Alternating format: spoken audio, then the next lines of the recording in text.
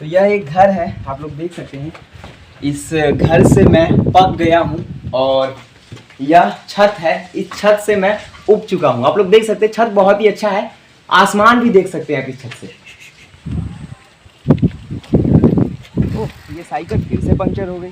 इस साइकिल से तो मैं तंग आ गया हूँ। आज इस वीडियो में आप सीखने वाले हैं तंग हो जाना, पक जाना या किसी चीज़ से उब जाने को इंग्लिश में क्या कहते हैं। तो बने रहिए इस वीडियो में। मैं तो चला अपने साइकिल में पंक्चर ठीक करवाने।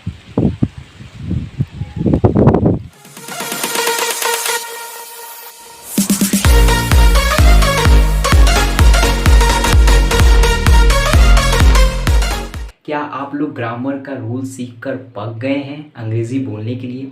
मैं तो उसकी आदतों से तंग आ गया हूँ।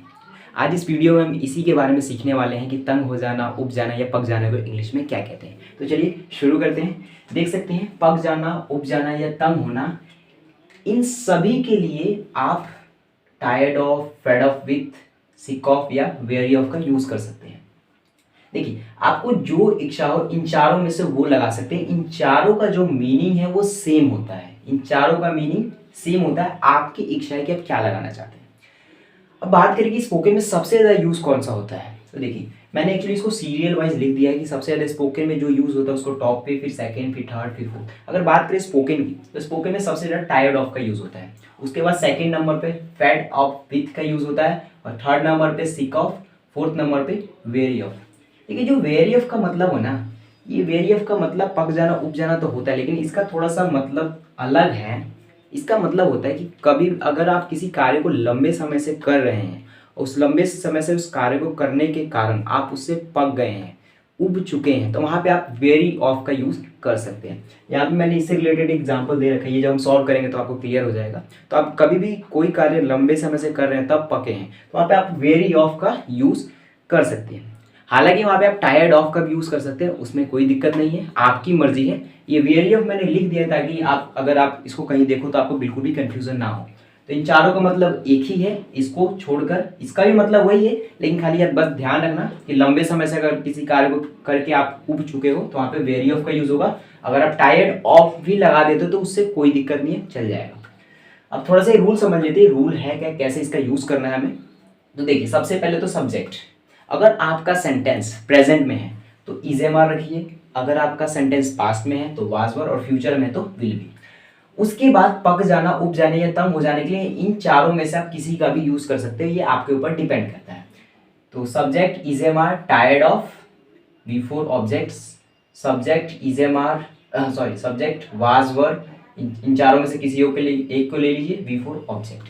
ठीक है, तो ये तो क्लियर हो गया होगा। अब बात करते हैं, मान लीजिए कि आपको फेड अप से बनाना है, फेड अप विथ। तो subject is am are, fed up with. अब ये ऑफ क्यों आया है? ये कई बार मैंने इंग्लिश स्पोकन कन्वर्सेशन में सुना है लोगों को यूज़ करते हुए कि वो लोग ना ऑफ का भी बड़ा यूज़ करते हैं। तो देखिए, ग्रामेटिकली अगर बात करें तो ग्रामेटिकली आपको तो विथ ही लगाना है, विथ, फेड अप विथ। लेकिन कई लोग ऐसे होते हैं वो विथ की जगह, इस विथ की जगह वो ऑफ का यूज़ करते हैं। तो बात करें लैंग्वेज में तो लैंग्वेज ऑफ चल जाएगा, लेकिन बात करें ग्रामेटिकली करेक्टली तो आपको विथ का ही यूज़ करना है। ठीक है, तो आप समझ गए कि कब विथ लगाना है, कब ऑफ लगाना है। ठीक है, ग्रामेटिकली अगर सही है, सही करना है तो विथ, और अगर लैंग्वेज में बोला जा रहा है तो ऑफ आप सुन सकते हैं और ऑफ का आप यूज कर सकते हैं, कोई दिक्कत नहीं, लेकिन ग्रामेटिकली उसको सही नहीं माना जाता है। मैंने कई बार अंग्रेजों को भी देखा है वो ऑफ का एक्चुअली यूज करते हैं। तो वहां पे भी इंग्लैंड में भी अगर हम इनफॉर्मल इंग्लिश की बात करें तो वो फेड अप के साथ विथ की जगह ऑफ का यूज करते हैं। लेकिन ग्रामर में तो ऐसा कुछ नहीं दिया, कोई बात नहीं, छोड़ो उसको, हम लोग तो अभी विथ का यूज करेंगे। तो आप चारों में से कोई भी यूज कर सकते हो। अब बात करते हैं बी फोर और ऑब्जेक्ट। देखिए, आप जिस भी चीज से पक गए हो, अगर वो किसी कार्य से रिलेटेड है तब आपको लगाना है वी फोर। वी फोर मतलब वर्ब की फर्स्ट फॉर्म जिसमें आपको आईएनजी लिखना है, और इसको एक्चुअली वी फोर को कहते हैं जेरेंड। जेरेंड नहीं पता तो कोई बात नहीं, आप लोग समझिए वर्ब की फर्स्ट फॉर्म में अगर आईएनजी लगा दे तो वो जेरेंड बन जाता है। तो अगर आप किसी कार्य से पके हो, जैसे कि मैं बोलूंगा मैं पानी पीने से पक गया हूं, तो देखिए इसमें काम आया है, मैं पानी पीने से पक गया हूं। आई एम टायर्ड ऑफ, अब काम आया है पीना, पीने को कहते हैं ड्रिंक, तो ड्रिंक का हो जाएगा drinking. So I am tired of drinking water. लेकिन अगर इसमें से पीना हटा दे, मतलब कि काम हटा दे, तो बनेगा क्या, मैं पानी से पक गया हूं। तो क्योंकि इसमें कोई काम तो है नहीं, मैं पानी से पक गया, उसमें कुछ काम नहीं है, तो मैं सीधा बोलूंगा आई एम टायर्ड ऑफ वाटर। वैसे ही हो जाएगा फॉर एग्जाम्पल मैं फोन से पक गया हूं, इसमें कोई काम नहीं है, तो आई एम टायर्ड ऑफ फोन। लेकिन अगर मैं बोलूँ मैं फोन चलाने से पक गया हूं, तो इसमें काम हुआ है चलाने का, और चलाने को कहते हैं यूजिंग, तो आप सीधा कहिए आई am tired of using phone. अब कुछ बच्चे सोच रहे होंगे कि टायर्ड ऑफ का ही क्यों यूज हो, तो आपकी मर्जी, आप चाहे तो फेड ऑफ का भी यूज कर सकते हैं, फेड ऑफ विथ आपकी मर्जी है, राइट। तो मैंने कुछ यहाँ पे सेंटेंसेस लिख रखे हैं, आप लोग रूल के अकॉर्डिंग ये बन जाएंगे। देखिए ये तो रूल हमारा हो गया। अगर हमें इसमें नॉट लिखने की जरूरत पड़े तो कुछ नहीं करना, आपको यहाँ पे नॉट रख देना है थर्ड प्लेस पे, ठीक है। अगर क्वेश्चन बनाना होगा तो ये जितने भी हेल्पिंग वर्ब है ये सारे चले जाएंगे आगे, लेकिन विल बी वाला खाली विल ही आगे जाएगा और सब्जेक्ट के बाद बी आएगा। तो ये कुछ सेंटेंसेस हैं, सॉल्व करते हैं। एक्चुअली वीडियो हो सकता है कुछ थोड़ा लंबा हो जाए, तो कोशिश करूंगा मैं जल्दी से जल्दी सॉल्व करने की। चलिए, तो पहला जो सेंटेंस है, मैं उससे बात करके पक गया हूँ, तो उठाते हैं मैं उससे बात करके, क्योंकि ये प्रेजेंट है तो हो जाएगा आई एम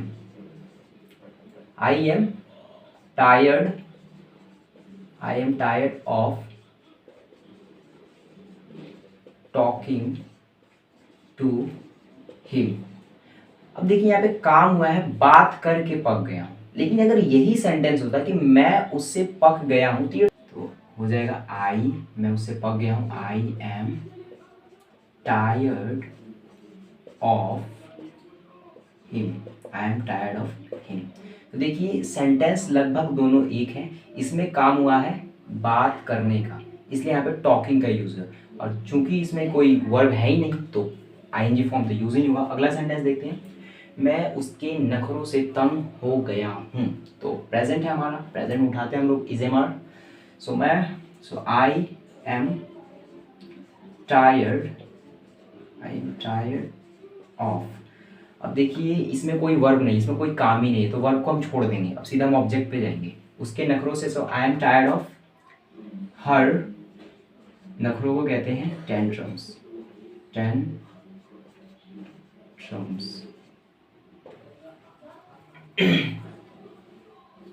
इस वीडियो के लास्ट में मैं आपको कुछ फनी चीज़ बताने वाला हूँ। एक्चुअली कुछ हुआ है इस वीडियो को बनाते समय, बाद में बताऊंगा। चलिए सेंटेंस बना लेते हम लोग। बच्चे व्याकरण सीखकर पक गए थे, बच्चे, सो हो जाएगा the students were sick of. अब इसमें देखिए काम हुआ है तो सीधा ING. So the students were sick of learning grammar, यहाँ पे लिख लेते हैं, जगह नहीं है, ग्रामर, एक लाइन खींचने की जरूरत है हमें। अगला सेंटेंस है हमारा, वो प्रतिदिन पढ़कर पक गया था, तो हो जाएगा हमारा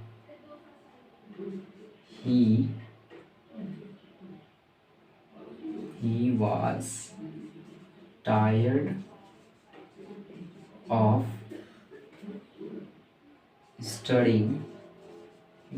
studying every day।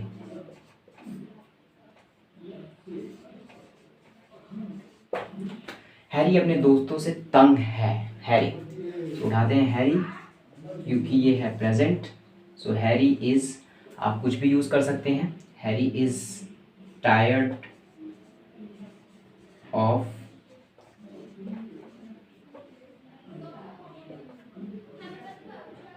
अपने दोस्त से टायर्ड ऑफ हिज फ्रेंड, ठीक है।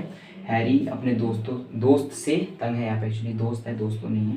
Harry is tired of his friend. देखिए जो सेंटेंस है ना, अगर इसमें नॉट आ जाएगा, तो मैंने आपको वीडियो को शुरू में ही बताया था कि अगर नॉट आ जाएगा तो थर्ड प्लेस पे आपको नॉट रख देना है।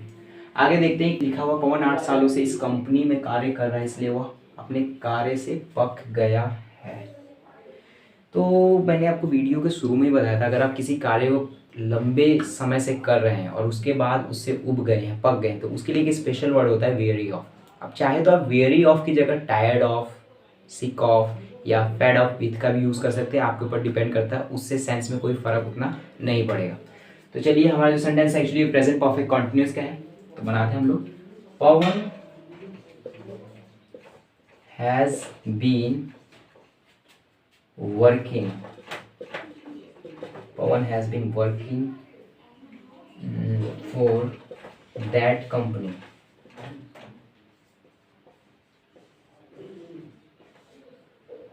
for 8 years, इसलिए that's why वह अपने कार्य से पक गया है। He is weary of his work। कई सारे बच्चे सोच रहे होंगे सर यहाँ पे तो लिखा है कंपनी में कार्य, उस कंपनी में, तो इसके लिए तो सर इन दैट कंपनी होना चाहिए ना। तो इसलिए यहाँ पे इन दैट कंपनी नहीं होगा, यहाँ पे होगा फॉर, क्योंकि उस कंपनी के लिए कार्य करना। जैसे मैं बोलूँगा कि वह एक बैंक के लिए काम करता है, तो यहाँ पे ये नहीं होगा कि he works in a bank, ऐसा नहीं होगा। यहाँ पे होगा he works for a bank, he works for a bank, तो फॉर का यूज़ होगा यहाँ पे। अगला सेंटेंस है, देखते हैं। अभी यह खिलौना नया है लेकिन 2 महीने के बाद तुम इससे उब जाओगे। तो देख सकते हैं फ्यूचर है, तो हम लोग यहाँ से फ्यूचर का स्ट्रक्चर उठा के बना देंगे। अब यह खिलौना नया है, so now this toy is new, लेकिन बट 2 महीने के बाद, आफ्टर यहाँ पर 2 कर देते हैं, आफ्टर 2 months तुम इससे उब जाओगे। यू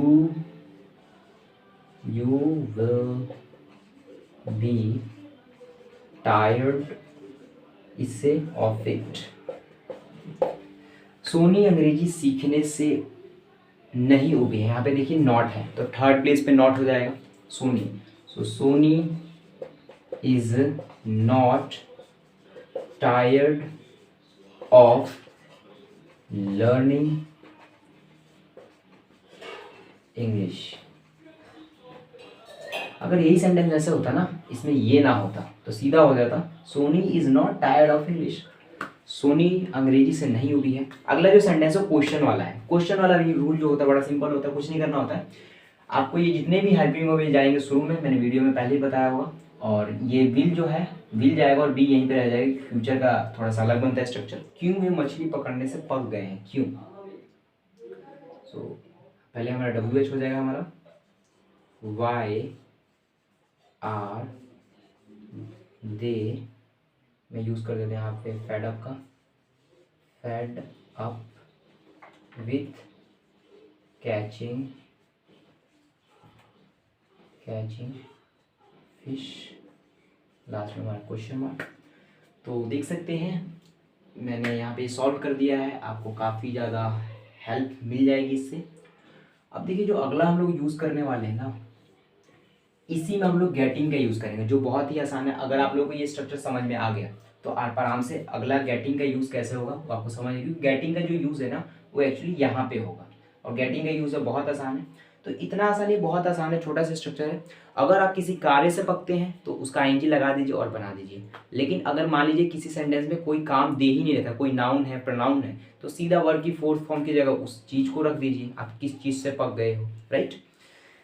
तो आप लोग इसका स्क्रीनशॉट ले सकते हो। अब अगले वाले पार्ट में मैं गेटिंग का भी यूज़ सिखाता हूँ, गेटिंग का यूज़ कैसे होगा। तो चलिए अब देख लेते हैं यूज़ गेटिंग का। तो मैंने यहाँ पे ऑलरेडी रूल लिख दिया है। रूल एक्चुअली सेम है, खाली is am are was were will be के बाद गेटिंग का यूज़ है। और यहाँ पे देख सकते हैं गेटिंग के तुरंत बाद टायर्ड ऑफ है और फेड अप विथ है। अब आप में से कुछ लोग सोच रहे होंगे कि दो नीचे के वर्ड्स कहाँ गए, सिक ऑफ और वेरी ऑफ। तो दरअसल अगर हम बात करें स्पोकन की, तो अगर गेटिंग का यूज़ होता भी है तो सबसे ज़्यादा इन दो वर्ड्स के साथ यूज़ होता है, टायर्ड ऑफ और फेड अप विथ के साथ। अब बात करते हैं गेटिंग के सेंटेंस होते कैसे हैं। तो गेटिंग के सेंटेंस एक्चुअली ज़्यादातर ये कॉन्टिन्यूस वाले सारे सेंटेंसेस होते हैं, कॉन्टिन्यूस वाले। जैसे कि अगर मैं बोलूँ कि मैं इस मार्कर से पक गया हूँ, तो मैं बोलूँगा simply I am tired of this marker. लेकिन मैं इस मार्कर से पक रहा हूँ, तो देखिए इसमें आ गया रहा हूँ, तो रहा हूँ जहाँ पे भी आ जाएगा वहाँ पे गेटिंग का यूज़ होगा, तो मैं सिंपली कहूँगा I am getting tired of this marker. मैं क्रिकेट से पक चुका हूँ, आई एम टायर्ड ऑफ क्रिकेट। लेकिन अगर मैं बोलूँ मैं क्रिकेट खेलने से पक रहा हूँ, तो हो जाएगा I am getting tired of playing cricket.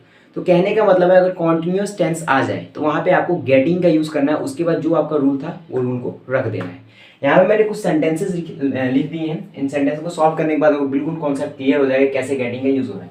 तो देखिए कि यहाँ पे सेंटेंस है वो खाना बनाने से उब रही है, तो देखिए कॉन्टिन्यूस में, तो कॉन्टिन्यूस में है तो गेटिंग का यूज़ होगा, तो वह सो हो जाएगा सी is.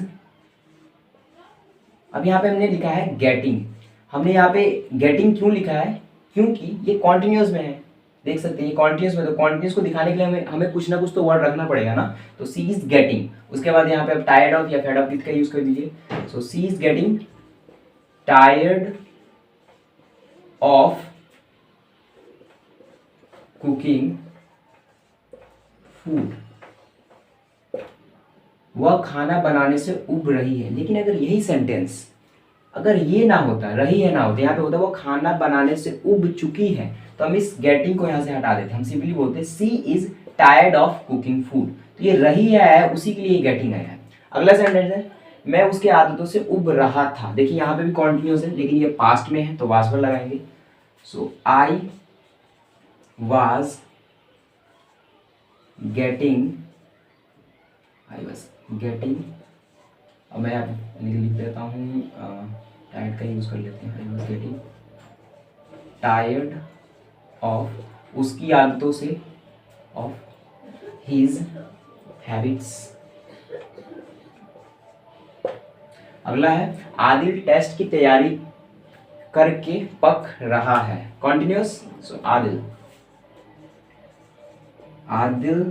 Is getting fade up with, काम हुआ है तैयारी करना, प्रिपेयरिंग फॉर द टेस्ट।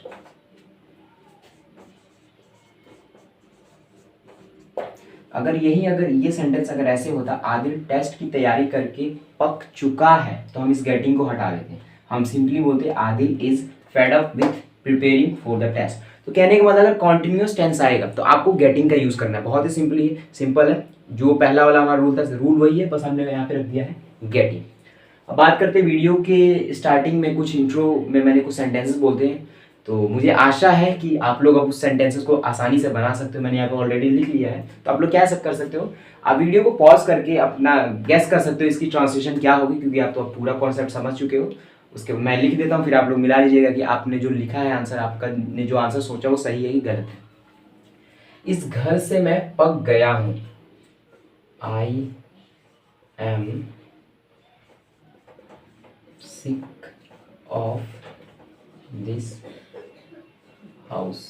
यहाँ पे आप कुछ भी रख सकते हैं, मैंने जैसे कि बताया था आप लोगों को, टायर्ड ऑफ का भी यूज़ कर सकते हैं, जो भी आप चाहें। इस छत से मैं उब चुका हूँ, I am fed up with this roof.